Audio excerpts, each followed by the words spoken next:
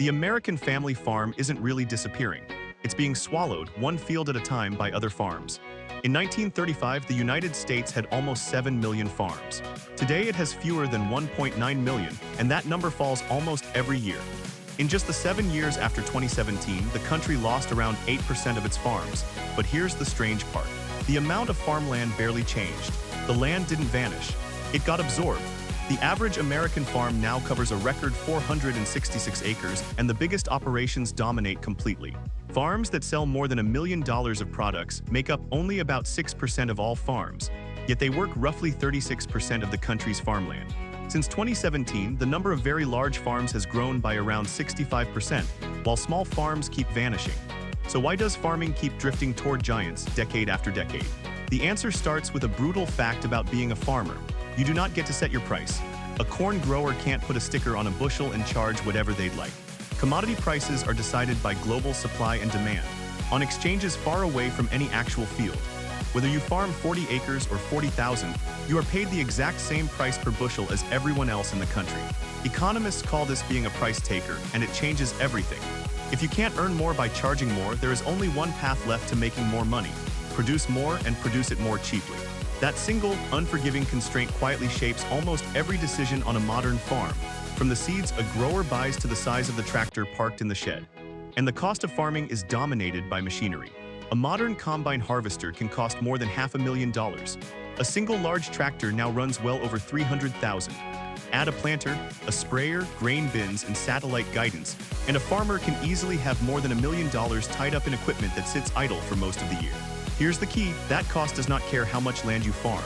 The combine costs the same whether it harvests 500 acres or 5,000. It burns through the same loan payment either way. So the more acres you spread that machine across, the cheaper every single acre becomes. A giant fixed cost divided by a bigger and bigger number. The numbers make it painfully clear. A common benchmark for running a combine economically is at least 3,000 acres.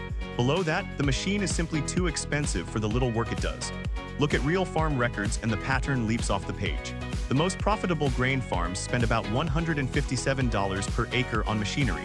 The struggling ones spend $226. Same crops, same weather, the same market price, but the farmer with more acres to absorb the cost keeps far more of every check.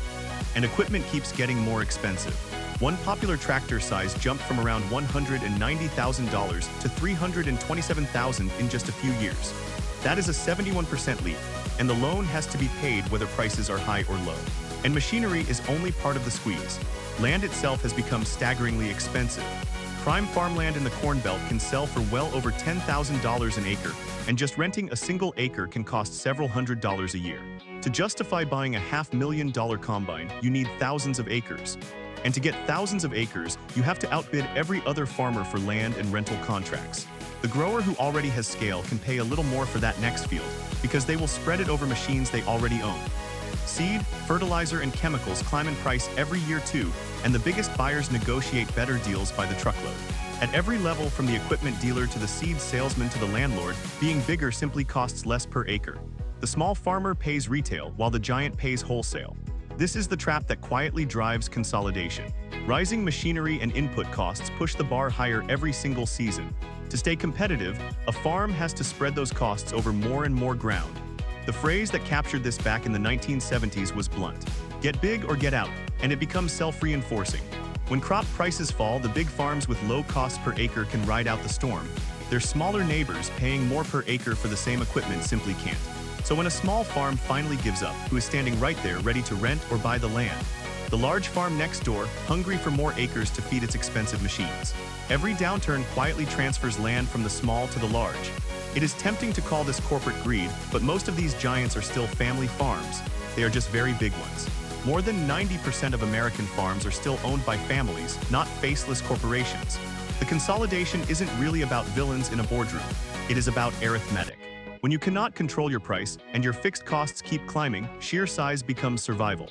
The very same economies of scale that make a huge farm efficient are what make a small one fragile. A bad year that a 10,000-acre operation shrugs off can be the 400-acre family farm for good. And that is the strange paradox of modern agriculture. There have never been fewer farms, and they have never grown more food. A handful of enormous operations now produce the vast majority of what the country eats, using machines, data, and technology a farmer from the 1950s could never have imagined. The tractor got bigger, the farm got bigger, the harvest got bigger. The only thing that got smaller year after year was the number of people left to run it all. Your groceries are cheaper because of it, and the countryside is emptier because of it, all at the same time. If you want to understand where your food really comes from, follow along. There's a lot more hiding in these fields than most people ever notice.